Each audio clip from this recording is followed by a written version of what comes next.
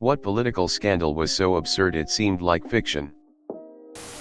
Toronto mayor caught smoking crack and spiraling into political rants on camera. Not a scandal per se, but in 2022, the UK government basically imploded twice, and we had a prime minister that infamously lasted less than a supermarket lettuce. The lettuce has its own Wikipedia page, https://en.m.wikipedia.org/wiki/liz_truss_let-uce. First year living on a Caribbean island, there was a debate on the parliament floor between a local politician and a European politician. The island still has colonial/financial ties. The local politician said, "You're not from here. I am from here, my wife is from here, my girlfriend is from here, and my side piece is from here. F you, you're not from here on the record." Not the worst corruption nor biggest scandal, but definitely one of the funniest scandals I've heard in my time there. Anthony Weiner being unable to stop sending women photos of his wiener. How about that time the major telecoms took over $400 billion to install fiber optics in homes, schools, and libraries across the entire country and just didn't? The money was just reinvested in the companies to expand overseas and pay legal fees fighting against competitors with fiber plans and blocking future expansion. Here is $400 billion, please use it to give us all good internet. Okay. Hey, where's that high-speed internet you were gonna put in? Oh, we decided that was way too expensive, it would cost like $400 billion and we just don't have the money. Have this DSL instead over the existing network. South Carolina's Republican Governor Mark Sanford went missing for 6 days. His press SEC oratory said he was hiking the Appalachian Trail. He had a girlfriend in Argentina. Four Seasons Landscaping. Need I say more? A U.S. vice president shot his buddy in the face while hunting birds with clipped wings. Then had the friend apologize on national TV. The Iran-Contra scandal is pretty wild. I'm surprised I haven't seen it mentioned yet. The mayor of Badalona being stopped for speeding under the influence and being outside of his confinement area during the pandemic and then biting a police officer. The Bridgegate scandal in New Jersey in 2013. It involved Governor Chris Christie's administration orchestrating lane closures on the George Washington Bridge as political retribution against the mayor of Fort Lee, who didn't endorse Christie's re-election bid. John Stonehouse.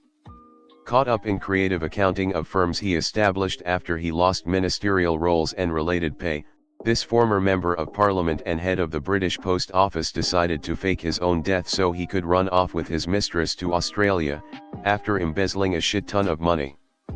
But his method of faking his death was so absurd, leaving his clothes on the beach and swimming out to sea, to make it look like he had either drowned or was attacked by a shark, was so absurd that it wasn't believed.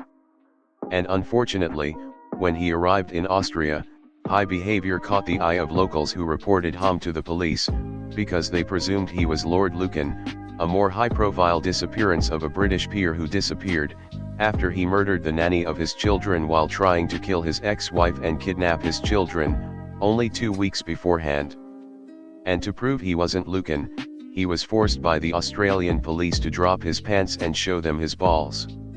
Yes, really.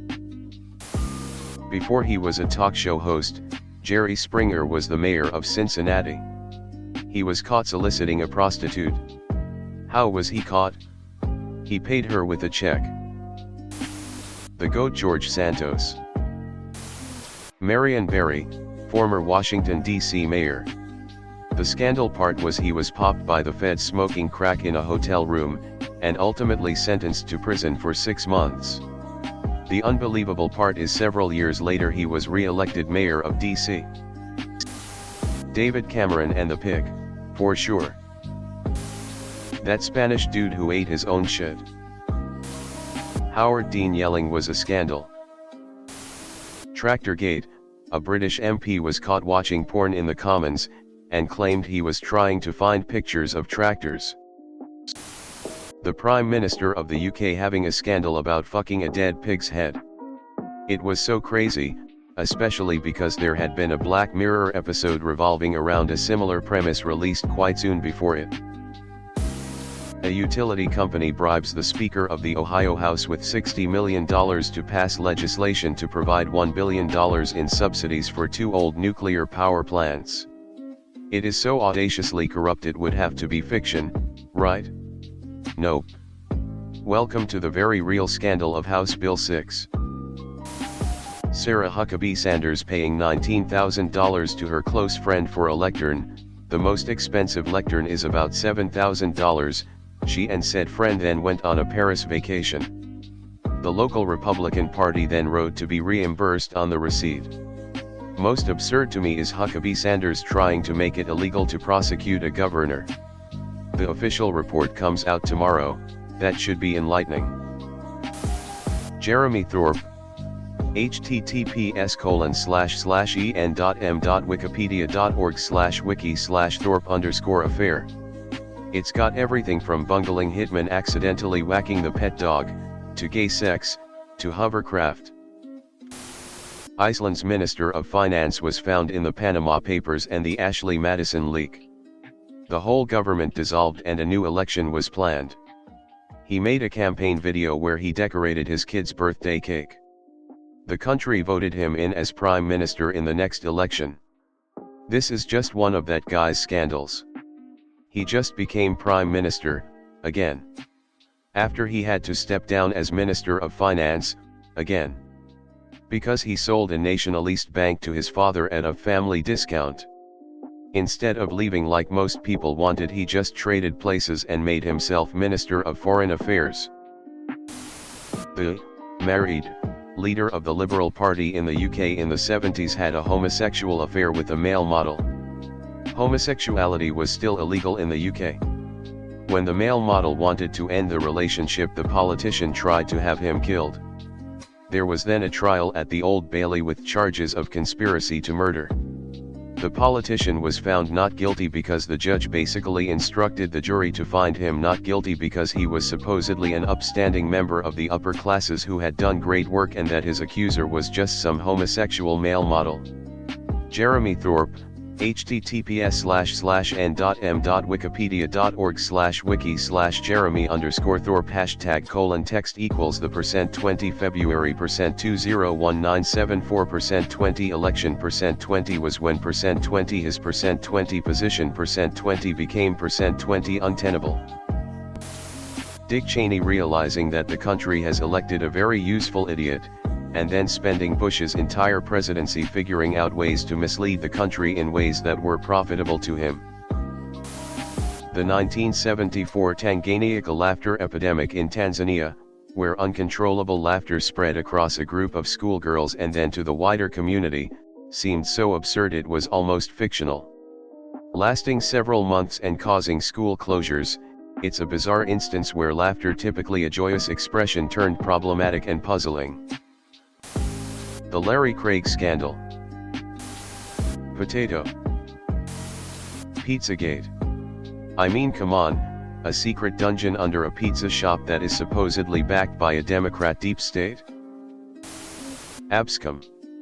FBI agents dressed up as Arab oil sheiks to offer bribes to U.S. congressmen. A bunch of them took the deal. 6 reps and 1 senator, plus various other officials, were convicted. https://en.wikipedia.org/wiki/obscam. MTG's entire career, but I just can't get over how she presented a meme. https://www.vice.com/n/article/88 New York xk/Marjorie-Taylor-Green-Scooby-do-meme-Congress, to Congress and was taken even remotely seriously. How did that conversation go down? Tell me, Marge, what episode of Scooby-Doo is this from? It's not.